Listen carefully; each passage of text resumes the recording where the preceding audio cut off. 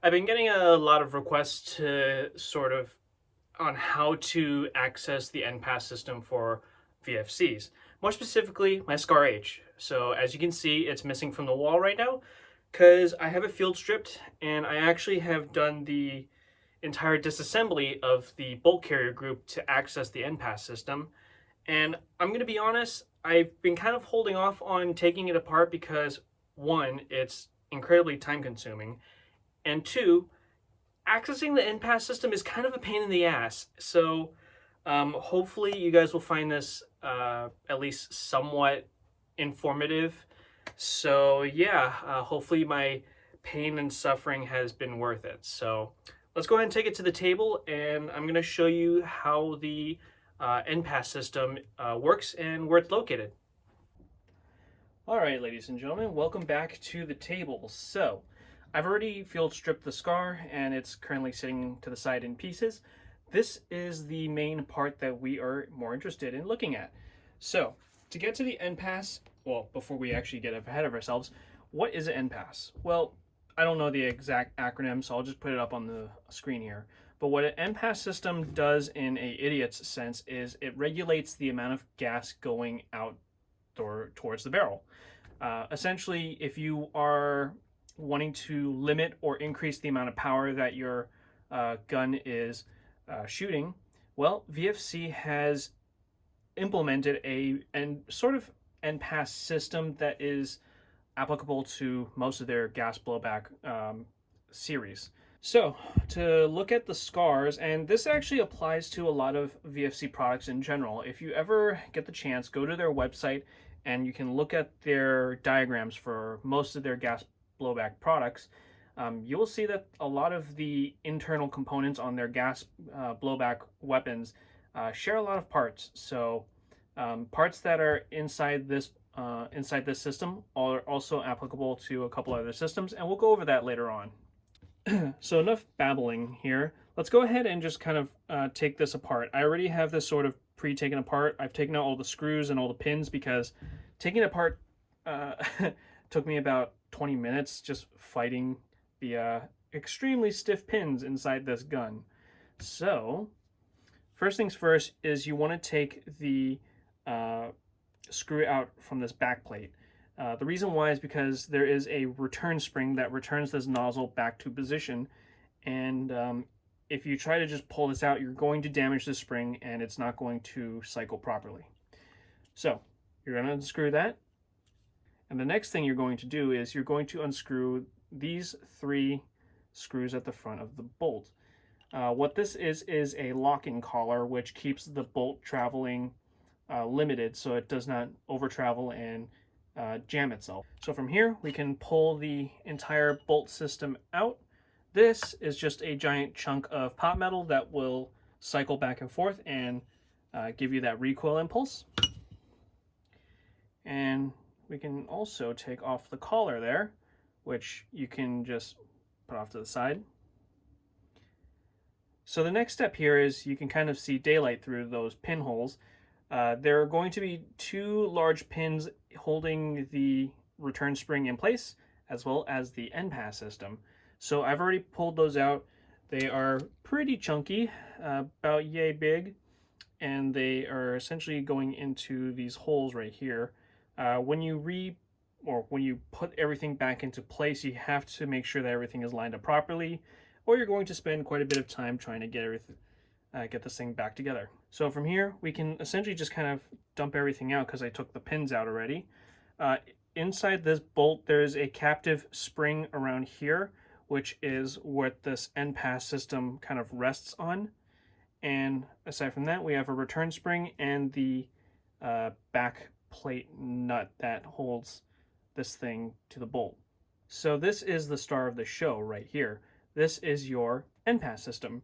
And this is actually a fairly common part in a lot of newer VFC guns, and it's from an engineering standpoint very simple. It is the valve or the rocket valve.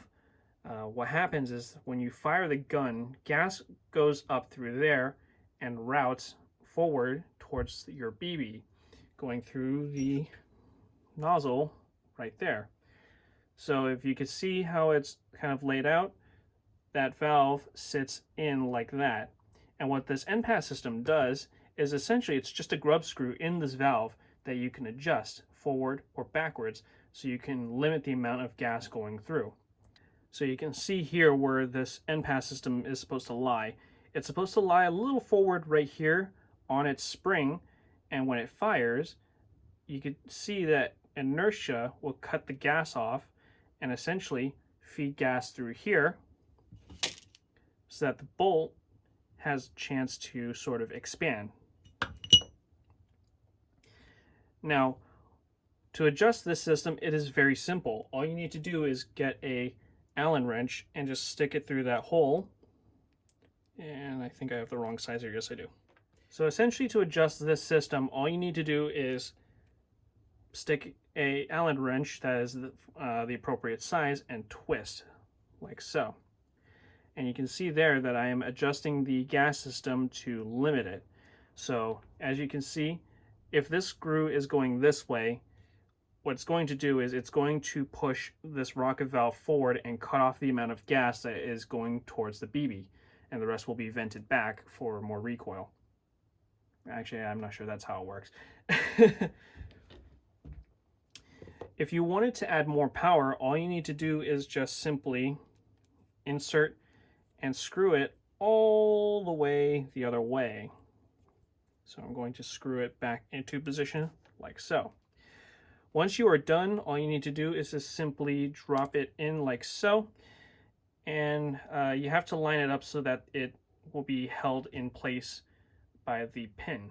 As a bit of bonus material, here's my 417, and I already have this pseudo taken apart as well. So if I was to take this out as well, well, come on. Oop, it's not wanting to behave, come on. There we go. If I was to take my 417's bolt apart as well, remove its collar, and just kind of pull everything out, provided it doesn't go flying everywhere,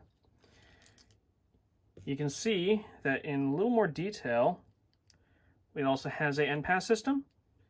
It has its, I guess, own recoil spring, and it has a bunch of other tidbits that are meant for venting out the other direction. So you can see here, so you can see on the 417, it's a similar story. It'll vent gas up through that valve and forward, and the rest will go backwards and essentially vent into it'll vent through the spring into the inner chamber here and expand the system, allowing for the gun to recoil and cycle properly. Overall, it's actually a very, it's a complex system, but it's also kind of cool because if you think about how AR-15s kind of work, it's almost kind of like that. It's almost an impingement system where it sends gas up, sends it outwards, has an expansion chamber, and once the bolt hits its end of travel, vents all the gas out and then cycles again. Overall, this is kind of how it works. I'm a bit rusty on this because it's been a couple months since I've taken these guns apart to clean, and hopefully this was useful in some sort of way. So with all of that in mind, you don't actually have to go through that entire process of taking apart the bolt and adjusting it through there. You can actually just simply take a small Allen key and stick it through the front of the nozzle like so, wait for it to catch, and essentially just start twisting to adjust the FPS. It's a very easy system that allows you to adjust the gas system on the fly to either increase or decrease the power when you need to. And it's such a wonderful system that this can be applied to pretty much every NPAS system that VFC has. So take, for example, my SCAR, my 417, a couple of my SMGs, they might have that as well. And the easiest way to figure it out is to simply just take the Allen key and stick it into the front of the nozzle and see if it catches. And if you can twist it, great. So yeah, that's pretty much the end of this tutorial. Hope you guys found this informative. And with out of the way, take care, and I'll see you in the next video.